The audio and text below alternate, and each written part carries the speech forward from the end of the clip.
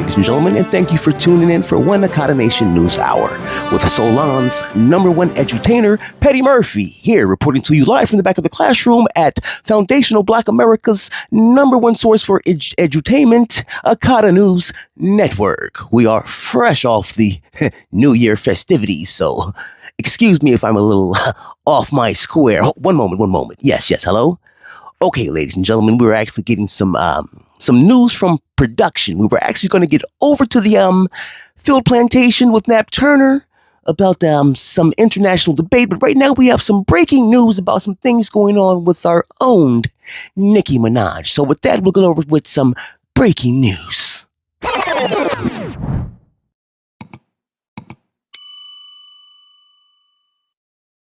We were not being represented and not being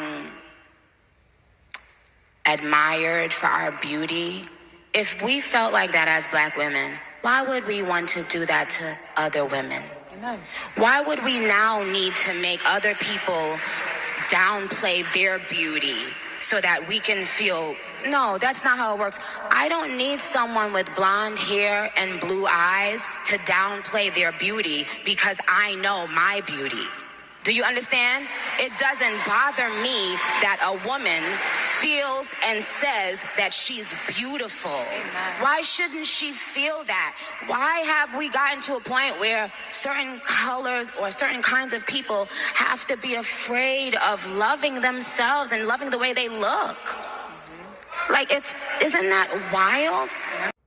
I know she's not trying to do like a women should come together thing, is she? Because if that's what she's doing, why does she talk down on or denigrate Cardi B, Meg Thee Stallion, all the other rappers? Why does she talk down upon those women to make herself feel better? Secondly, Black women, we don't denigrate white women. We don't talk down on white women, period, for their beauty or anything else, period. Welcome back, ladies and gentlemen, from that breaking news. Well, it appears that that WAP, or that wet has gotten Nicki Minaj into a little bit of hot water. But as you see, their true colors will always come out, and a tether's gonna tether. Well, the last we checked or heard, they're actually signing a petition now going around for her deportation. I hope TPUSA can get her some TPS. But on that note, we'll get back over to our one and only Nap Turner with the expose about our international student debate. Thank you. Right, yeah, so you already know what it is, right? So, as I say, in that new under the sun, so I got a few clips. And in fact, I'm going to start you off with one clip just to give you an idea how today's episode is going to go. But here, we'll check that clip. What are prejudices? You admitted to several at the beginning. Well, as I told you before, we have also our own prejudices against the African Negroes. We consider them as inferiors. We have, of course, our own reasons for saying so.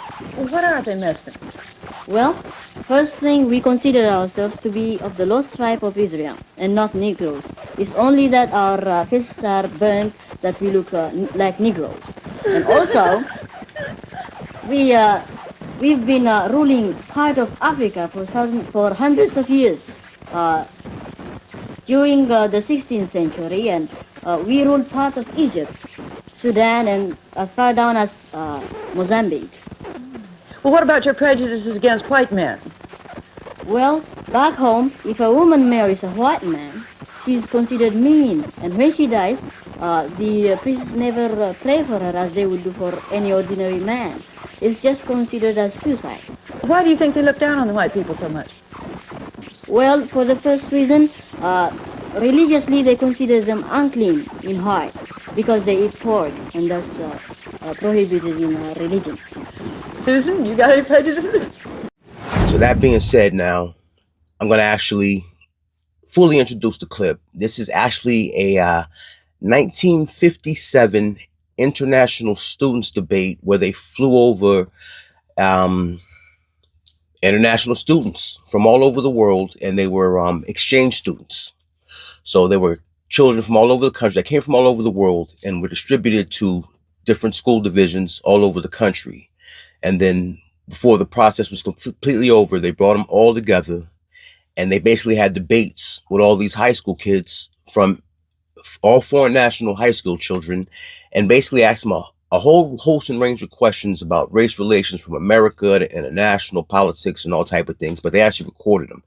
But the reason that this is actually kind of, for me, I wanted to make a point about this is that I want you to keep in mind, this was 1957. So pay attention to the answers and the questions that are posed to these children by the adult commentator, and pay attention to their responses. And, you know, they say kids say the darndest things because children tend to not be as politically as correct as adults, and they say what they actually see.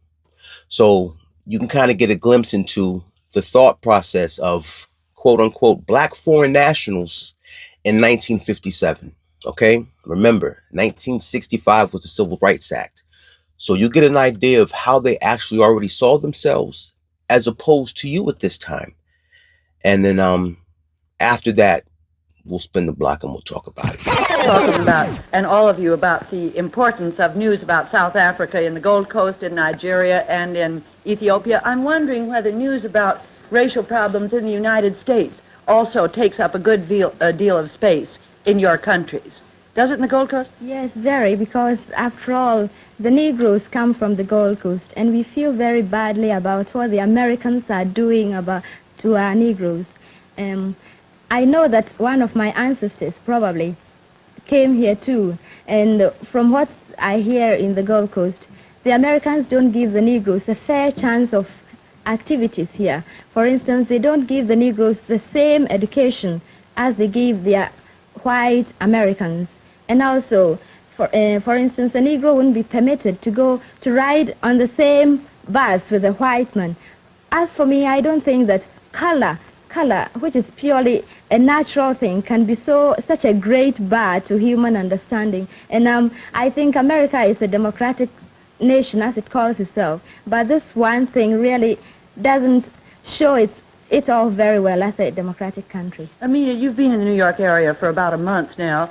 Does the picture you had of America that you've just described correspond to what you've seen here in the schools and the communities you've been in? Well, when I came up here, most of the people in New York told me that segregation is only practiced in the South, but in the North they have now begun to have integration. Well, I didn't think much about it, but one day after school, I went to a restaurant with a friend of mine, and she's an English girl, and we sat there and waited to be served by a waiter. Well, the waiter just came around, looked at us and passed us and went around serving others who came in after us. Well, I knew at once what he was doing, but my friend didn't know it. So she walked up to the waiter and said, "Well, we've been waiting here so long, won't you serve us?" The waiter just looked at her hard and then looked back at me. And then I told the girl that we better leave the restaurant because I understood it. But the girl was shocked, but I wasn't surprised because that was what I was expecting to find. And how about Americans, you, Miss Finn? Well, in my country... No, I mean your experience with segregation here. Have you had any? Well, when I came to America, I was in Dwight High School, and I went for a haircut in the city. I looked up for a barber shop. I went there, and they told me they were busy. I went to a second one. The same thing happened, and to a third one, too. How about Dwight Morrow? Are there any Negro students there? Well, there are quite a lot of them. In fact, about 3-4 Negroes in the school. And they are well treated as the other white people, and I'm happy about it. In fact, one of the vice presidents of the school is a Negro himself, Linton Marsh. How about you, Boniface? Have you met segregation at all here? I've not met it. I think they must be pretty lucky, because I've been looking forward to get the segregation against me, but I have not got it yet. It's an irony that the South African will get it and I wouldn't get it myself. Well, Susan really has felt some here. It's interesting that you're the only one who has not. Yes? What are we after now? I think we'll come back to this question of I think it was the United States racial problems. Well, I feel, of course, that the outlook here has continued to be better. You do? I do. But on the other hand, this racial segregation, which of course I do, and I'll always make that point clear, is an outcrop of insecurity in economic conditions, and also somehow low-pointed opinions and all that sort of thing. provides other people with that same pretext by which they could criticize the United States. Asians and Africans can't understand why a country devoted to the greatest ideals of freedom and democratic government should expect to discriminate among their citizens. We didn't get to ask Sue whether in South Africa her newspapers play up racial news in America too. Oh yes, they played up a great deal. Well, naturally we get all these stories about the riots at Clinton, Tennessee, and how they had to escort these people to school and bring out the National Guard and so on and so forth. Mrs. Waller, if I may interpret, Yes. I think there are more rats in the Johannesburg area, in the Negro area, than there are in Tennessee. Am I right, Susan? Oh, well, there are a couple of... Rats, yes. No, I wouldn't say riots. And wait a minute, in the Johannesburg area, you have only one telephone to the whole Negro population. Oh, rubbish. Yes. Where do you oh, get well, your facts from? Facts from books written on countable times on South Africa. Well, that's We are not the only country in the world. ridiculous. That is absolutely ridiculous. Absolutely true. I'll get this for you afterwards. There are not, I can All right, let me guarantee finish you- my question. One Let me telephone. finish my statement, please. No One wonder people are telephone- prejudiced Let me with finish so my much telephone, ignorance. please. One telephone in the whole Johannesburg district. Why? They don't want But the that's not Africans true. to have a means of communication by which they could rebel against the people. I'm speaking from facts. John Gunter wrote that. That's absolutely ridiculous. And I think if Ridiculous. you try and... Oh, you didn't say it was wrong. It is ridiculous, It's but not wrong. it's wrong. That's It is wrong. Ridiculous, Bonaparte. but not That wrong. is no fact. Wait a minute, Mr. Bonaparte, wants if to you get- have got your facts from one-sided... It's not one-sided, Mesfin. It's it not should one-sided. be, because you know. what you've got is almost all what you've got All right. is Look, I against can each assure I other. can give you 4 concurrent. John Gunter wrote that. An African newspaper in Nigeria wrote that. A British paper wrote that. A Lebanese paper wrote that. Are all the world prejudiced against Well, you South can't Africa? so much criticize the country without actually going there and seeing what is happening, you see. I don't need to go there. I told you I wouldn't You pay a penny should. to go there. How because can I go we there? have come to America and we are looking what they are doing in America. We might have got false ideas of America. In I America, would the appreciate outlook it has if you- continued to be better. In South Africa, the outlook has continued to be worse. Well, As a I matter of disagree fact- And with that you on exactly, I disagree Mesfin. with you. As a matter No, of that fact, we are exactly. progressing. Wait a minute, Susan. That exactly, Mesfin, is what, Susan, I think you better take care about this. When these Africans come to learn that they are really being discriminated, they are learning now. And when they rise, you know what has been imposed upon the people by law, or what has been suppressed when you get the people really suppressed. When they rise, they shall throw away that same government. And you are... Well, let me, look, instead you've of- had your speak, I'm going to have mine now. It so happens that this apartheid, which you most probably have misinterpreted already, No, you misinterpreted just a it minute, yourself. let me speak, Not is me. working towards a solution in South Africa, and it so happens that there will be no riots, nothing like that. This apartheid policy, which I will afterwards speak to you about, seeing I think there's only very little time, is working towards getting self-realization and self-rights for the black people within their own areas. And I think if you make a careful study of apartheid, you will see, and already they've started legislating in South Africa and spending vast sums of money. Within the next 20 years, we're going to have a solution to our problems. I've spent 15 years learning it, and every day I become more prejudiced against South Africa. I don't need to spend a day more. But I And think for you're getting your instance, facts please, from the wrong source.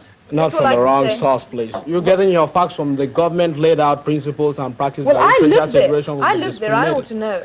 I don't you want to you live live there. 7,000 miles away. How can That's you know? not better. I have a home, I have Read- a house, I reading can walk anywhere I propaganda. have. Reading propaganda. Unfortunately, All right, our no, time no, is Susan, running out. let's sit back down.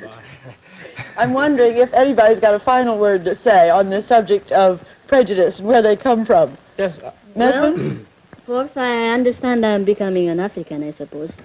Well, and I think, Susan, I'm sure that government policies sometimes conflict because you and I get on so well together, and I'm sure that this time our governments are in the wrong.